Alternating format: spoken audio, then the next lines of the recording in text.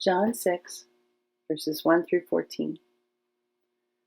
There is a boy here who has 5 barley loaves and 2 fish, but what are they among so many people? Barley bread. A large crowd versus a boy with 5 barley loaves and 2 fish. A large, hungry crowd versus 12 disciples. A large, hungry crowd, 12 nervous disciples, 1 boy, 5 cheap loaves of bread, 2 fish of unknown size, and Jesus.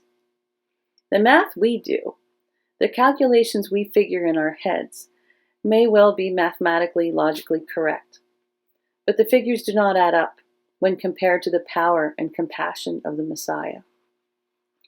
Why is it so hard for us to trust in God's ability to provide even in the face of inexplicable odds? We continue to scratch our heads and plead with Jesus to send people away because we don't have the capacity to feed, house, hear, serve, love this huge crowd.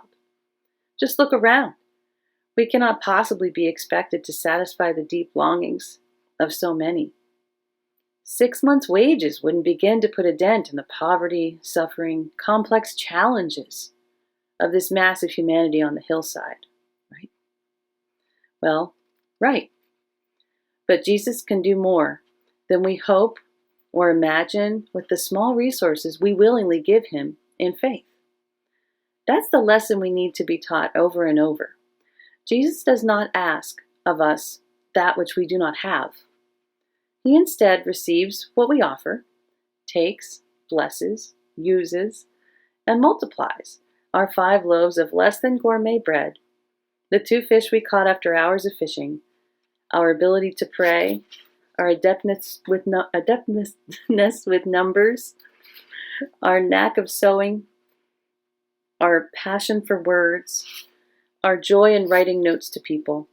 All we need to do is be like the boy, to bravely step forward in the middle of intimidating circumstances and offer to Jesus whatever we have on that given day. Jesus takes it from there. Have you ever experienced a loaves and fishes miracle? Once traveled to a small rural town ravaged by floods and met with a group of faithful people who felt compelled to help their neighbors in the wake of devastation. The food pantry they'd recently started became the hub of relief efforts in their county. Within days of the receding waters, the large building they previously wondered how they would use overflowed with every manner of supplies, from canned goods to cleaning products.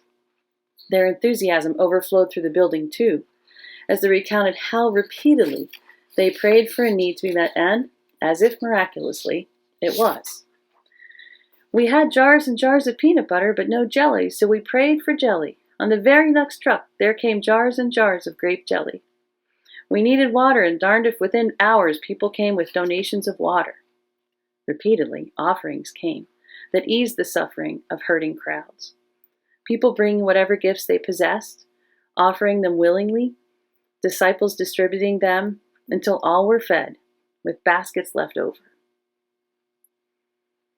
Questions for reflection. Do you find it hard to believe that God can and will provide?